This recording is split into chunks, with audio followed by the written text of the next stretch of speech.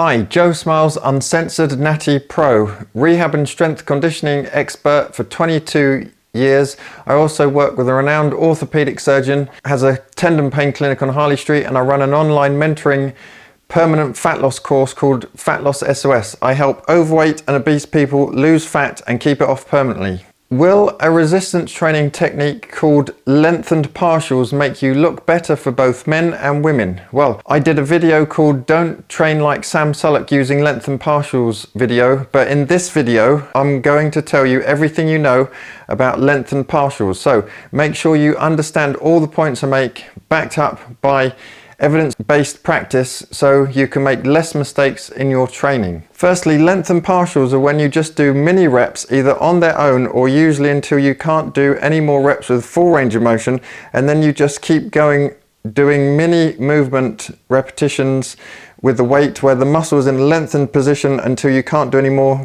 reps with that either. So lengthened partials for bicep curl would be from here to here. Lengthened partials for a squat would be where your bum is close to the floor and you only come up a few inches. And lengthened partials for shoulder press would be here to here. Point 1. Too much intensity and fatigue blunts progressive overload. If you're doing a set with full range of motion, then add lengthened partial reps to failure on top of that. You'll create exponentially more fatigue from extremely high intensity. This is because you're going past the point of volitional failure where you can't do any more reps at a normal range of motion. This means it's not sustainable in the long term, as too much metabolic stress, calcium ion release, inflammation and delayed recovery from extreme intensity will blunt strength improvements, which in turn blunts hypertrophy increases. When you apply too much intensity to a muscle and tendon, and the additional fatigue blunts progressive overload, meaning that you won't be able to improve at the exercise you're doing for extended periods of time. While the lengthened partial technique seems like an effective way to intensify your workout and maximize gains, it's important to understand that the physiological consequences of such high intensity training and long-term sustainability. When you perform a set with full range of motion to volitional failure, a type of failure where you can't do another rep or two with correct technique, or you'll fail the next rep, your muscles are pushed to the point where they can no longer complete a full repetition with proper form. At this stage, the muscle has reached volitional failure, essentially the limit of what your muscles can achieve during that set. When you add lengthened partials after reaching that point, you're extending the set beyond volitional failure. This approach induces exponentially more fatigue because your muscles are being forced to work harder in an already weakened state. Excessive muscle damage and inflammatory markers aren't necessary for strength and hypertrophy. In addition to that, going way past the point of failure with additional eccentric reps can be counterproductive. This leads to delayed recovery and impaired performance in subsequent workouts. Point 2, it's a man thing. Shut up, listen. It's always women on dating apps that go, I don't like him. I think his elbows are too pointy. And it's always men that think they must train really, really intensely past the point of muscular contractions and think that's how you grow muscles. Men think the more extreme, the better. But this psychological anxiety is self-defeatist, and the behavior lies in body dysmorphic insecurities and feeling that more is better. Men feel more manly if they're killing themselves and need to feel they're going to appear big enough to others. It's mostly men that have this deep-rooted insecurity that they're not trying or pushing hard enough. I think this new fad of lengthened partial techniques is a byproduct of that. In fact, lengthened partials have been around for years, but there's a reason why there's hardly any research in the area. It's because it's not practically implementable or useful. Try to question why you're doing the things you do, and you'll find that what motivates you isn't always healthy or necessary or based on truth. Point 3, too much muscle damage blunts muscle growth. Let's look at study 1 entitled Does Exercise-Induced Muscle Damage Play a Role in Skeletal Muscle Hypertrophy 2012. It explains that exercise-induced muscle damage is seen with eccentric exercise where muscles are forcibly lengthened, causing temporary damage to the sarcolemma and contractile elements of the myofibrils. Also, hypertrophy occurs without excessive damage to muscle fibers, of which you'll get from lengthened partials. Further to this point, studies have failed to show that eccentric actions cause beneficial hypertrophic effects, indicating that concentric training may in fact promote greater muscle growth. Also, lengthening of the sarcomeres causes shearing of myofibrils, leading to disruptions of calcium homeostasis and consequent damage because of the opening of stretch-mediated channels. Excessive volume and intensity from lengthened partials results in greater swelling, greater delayed onset muscle soreness, and greater lactate production, slowing recovery. Plus, neutrophils, which are white blood cells from your immune system, can increase damage to injured muscles and remove cellular debris rather than promote hypertrophic supercompensation to muscle tissue. So excessive inflammation from lengthened partials is counterproductive to hypertrophy. And study 2, let's look at this. Muscle damage and inflammation during recovery from exercise 2017. It explains that the time course of recovery following exercise-induced muscle damage depends on the intensity and duration of exercise and joint angle and muscle length. If intensity is just right, inflammatory responses, when highly regulated, are integral to muscle repair and regeneration. Lengthened partials only exacerbate inflammation and intensity due to excessive muscle length, thus delaying recovery. Study 2 also explains that stretch-mediated channels, membrane disruption, excitation, contraction coupling dysfunction, and calcium ions entering through the sarcolemma degrades contractile proteins, resulting in prolonged loss of muscle strength. There's a loss of strength after exercise. When muscle strength decreases by about 20% after exercise, it takes around 2 days to be restored. When muscle strength decreases by 50% by extreme intense techniques like lengthened partials, strength remains below re-exercise values 7 days after exercise. Therefore, lengthened partials are incompatible with muscle physiology. And let's look at study 3 entitled Pathophysiology of Exercise-Induced Muscle Damage and its Structural Functional, Metabolic and Clinical Consequences 2020. This explains that eccentric exercise causes structural changes involving sarcomeres, membrane damage, disrupted force transmission, altered calcium homeostasis, disrupted excitation-contraction coupling, as well as exacerbated strength loss. While high-intensity techniques can certainly challenge your muscles and make you feel like a man due to your deep-rooted inferiority complexes, you bunch of incel nerdy twits, the combination of full range of motion reps to failure followed by lengthened partials to failure can be too intense for your body to handle consistently. If the recovery period is insufficient, it can hinder your ability to lift heavier weights or perform more repetitions in future sessions, ultimately stalling your progress. Point 4.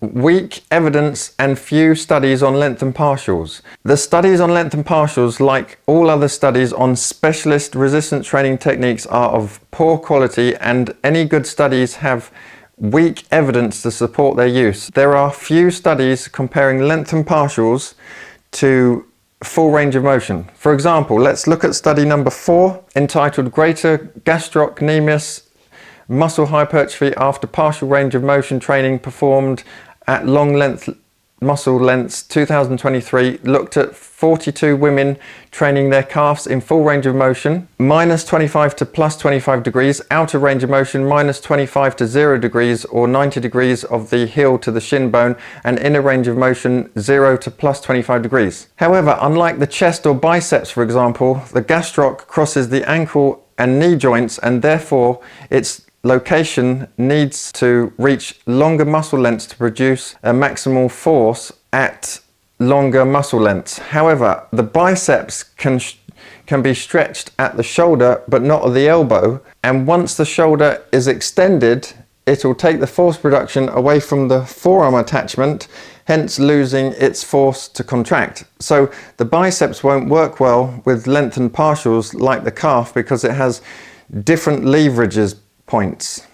So in study 4, they found outer range calf raises produce greater hypertrophy of the calf than mid and full range of motion. However, this is because the gastroc is uniquely on the ascending portion of the length tension curve, and so its fibers already produce maximal activity force levels from contractile elements in the initial range of motion. This doesn't transfer over to other muscles with differing length tension curve relationships and moment arms. Also, the outer range group listed greater increases in medial gastroc size than full range of motion, but not in the lateral gastroc. Plus, the outer range group did more volume than the inner range group and the full range group, which may have led to hypertrophic responses. Some limitations are that dietary intake and physical activity levels weren't assessed, or if they could influence muscle adaptations. Secondly, the study only lasted 8 weeks, and it would be interesting to have longer training periods to verify the effects of different ranges of motion over time. Thirdly, you'd have to investigate whether other calf exercises had the same effect. And fourthly, it was conducted on untrained women, and it remains to be determined whether such findings would be observed in other populations or in people that have been training for a while. Could be down to the ladies' newbie gains. And study 5, entitled Adaptations to Explosive Resistance Training with Partial Range of Motion Are Not Inferior to Full Range of Motion 2021, took only 10 trained males and only 5 females for explosive concentric only leg pressing for 10 weeks. One leg did partial range of motion and the other leg did full range of motion. However, this study only had participants doing 90 degrees of knee flexion to full extension, and the partial range group did 90 degrees of knee flexion to only partial extension. Therefore, no lengthened partials were fucking included. There was only a 9-degree change in knee angle from the partial to the full range of motion. What imbeciles PhD researchers can be. Both groups increased maximal strength and rate of force development, so no wonder there was no change in power between the groups. Muscle contractile behavior was similar, as participants basically started at the same angles. Also, the movements in the study were purely concentric. Okay, study 6, entitled Partial Range of Motion Training Elicits Favorable Improvements in Muscular Adaptations When Carried Out at Long Muscle Lengths 2021. It took 45 untrained women again and randomly assigned them to doing the seated knee extension in one of 4 groups. 1, 100 to 30 degrees of knee extension. 2, 100 to 65 degrees of knee extension. 3, 65 to 30 degrees of knee extension. And the 4th group was varied range of motion group. Cross-sectional area of the rectus femoris and vastus lateralis muscles were measured at 50, 60 and 70% of femur length. It's a confusing study, but to summarize, 1 rep max was seen at the range of motion trained. Secondly, the partial range of motion in the initial phase of the knee extension showed greater increased hypertrophy in certain muscle regions but not others. Thirdly, no group got a greater 1 rep max increase than the varied range of motion group, which showed similar 1 rep max increases in different range of motions. Fourthly, the initial, full and varied range of motion groups elicited similar cross-sectional changes across the muscle region anyway. They summarize that their results cast doubts as to whether initial lengthened partial range of motion training does promote greater distal muscle change versus other regions. They also only analysed 4 regions of 2 out of the 4 quad muscles, thus preventing extrapolation of results, let alone extrapolating to lengthened partials to other muscle groups. They state that regional muscular gains were generally greater in the various range of motion group than the full range of motion, but this might be because the various range of motion group had heavier loads.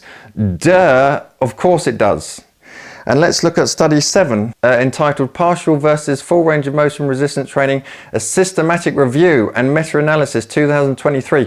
It looked at all the data on lengthened partials, and to summarize, using full or long lengthened partials of movement enhances results in strength, speed, power, muscle size and body composition, but only partials could be primarily used as an alternative to full range of motion if injury prevents someone from doing full range of motion technique. What's sad is that this Milo Wolf-Twit, which was the author on this paper, yet this influencer still pushes lengthened partials when clearly there just isn't the evidence for it. You can imagine paying all that money to get your PhD in lengthened partials when it's a complete waste of your time, effort and money.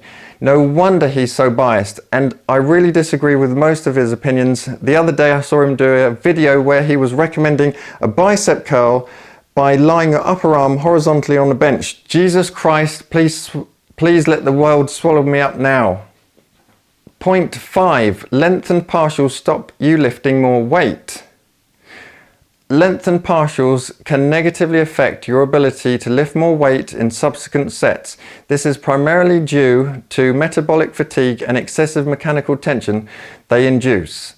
When you focus on lengthened partials, you accumulate metabolic byproducts and muscle fatigue more quickly, which diminishes your performance in later sets. This hinders the benefits of practicing full range of motion exercises with heavier weight, which have for decades mountains of evidence supporting their use for maximizing all forms of training. The concept known as the repeated bout effect refers to your body's adaptations to repeated exposure to eccentric, so muscle lengthening, and concentric, muscle shortening contractions. Both types of contractions are crucial because they train your muscles and your nervous system to effectively recruit motor units, which are the smallest functional units of muscle fibers controlled by a single nerve. The more motor units you can recruit, the better your muscle coordination and force production. When you train with full range of motion, you're not only engaging your muscles, but you're also teaching your nervous system to activate as many motor units as possible. This leads to improvements in strength, muscle growth, and overall performance. Point 6. Lengthened partials increase injury risk. Lengthened partials could significantly increase your risk of injury, especially when doing heavy weights. This risk primarily arises because lengthened partials push your muscles far beyond the point of failure. When you reach this level of fatigue, maintaining control over the weight becomes more difficult, which can lead to improper technique. This lack of control can cause uneven distribution of force across the muscle, tendons and joints involved in the movement. Specifically, lengthened partials place a high load on your tendons, particularly in the stretch position where the tendons are most vulnerable. In a well-executed full range of motion exercise, the force generated by the muscle is typically spread more evenly across the entire muscle and its tendons, both proximal, the closest to the center of the body, and distal, further from the center of the body. However, with lengthened partials, especially when performing to extreme fatigue or failure, which you have to do, the force distribution can become uneven over either the proximal or distal tendon. This can result in excessive strain on specific tendons and muscle fibers, particularly those in the stretch position, increasing the likelihood of overloading them and injuring them. Point 7. Lengthened partials only work on single or two joint muscles. Lengthened partials only work on basic isolation exercises and with muscles that only have one or two attachment sites. This is because when you have multiple attachment sites, such as the latissimus dorsi, which has an attachment point along 6 to 12 thoracic spinous processes, 5 lumbar spinous processes, the thoracolumbar fascia, the inferior angle of the scapula, the 9 to 12th ribs, the posterior rim of the iliac crest, and inserts into the floor of the bicipital groove. How can you possibly apply lengthened partials to all of that? Which attachment points? Which origins and insertions? Lengthened partials are anatomically and biomechanically flawed. Point 8. Lengthened partials only work if you're on PEDs. When you're on PEDs, you can train like a knob jockey and still get results. In fact, you can lie on the sofa all day and gain 30 pounds of muscle. So lengthened partials are perfect for PED use because you can train with inferior training methods and still get results. Also, PEDs allow you to train with extreme intensity because your muscle protein synthesis is so fast and your recovery is so much quicker that you can accumulate massive fatigue and still recover and train again. However, for me and everyone not on PEDs, fatigue is the enemy of muscle adaptations. Point 9, lengthened partials make it hard to quantify your training improvements. There's no formal way of knowing if you're improving with the lengthened partials because it's impossible to gauge the range of motion angle you're going to use to and from, unlike full range of motion which has a start and end point. Lengthened partials make it really hard to gauge joint angles consistently unless you're using a damn protractor. It gets even harder to monitor lengthened partial joint angles as you start getting fatigued, so the angle you're working with will vary immensely. Also, lengthened partials make it impossible to track your training improvements. Do you count the number of lengthened partials before or after your full range of motion reps, or do you just count reps or with only lengthened partials, or do you do one session with only lengthened partials and one session with full range of motion? And where do you start and stop the rep? Here or here? The trouble with lengthened partials is they give you a qualitative feedback instead of hard quantitative feedback. Point 10, lengthened partials aren't functional. They reduce functional strength and hypertrophy, as hypertrophy is a derivative of strength on a continuum of strength to endurance. So they have less carryover to full range of motion strength, meaning you can only get stronger in the range of motion you're doing. They are also not appropriate for sports training, as you need strength through a full range of motion to carry out sport and help reduce injury. Point 11, lengthened partials make you hit a plateau fast. Lengthened partials will make you hit a strength plateau very fast because you're expending energy on a small range and therefore not recruiting as many motor units or utilizing the sliding filament mechanism because you're not focusing on full range of motion.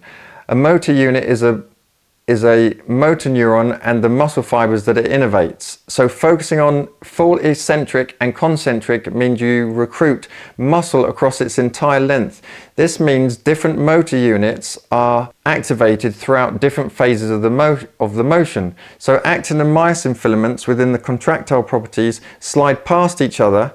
When you focus on full range of motion, these filaments optimally interact across different lengths of the fiber, as the fibers can be very long. So this maximizes potential force generation and maximal muscle fiber recruitment. Point 12, they reduce your coordination.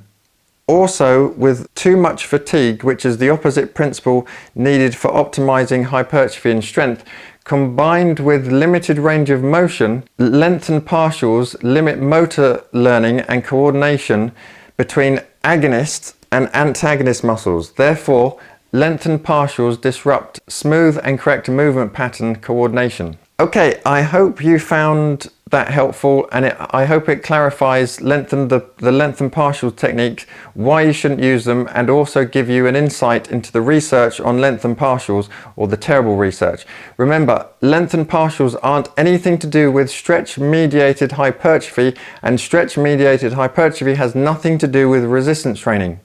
Almost all influencers are totally confused on these topics and also confused on the biomechanics and anatomy and physiology, and they then pass their confusion on to you.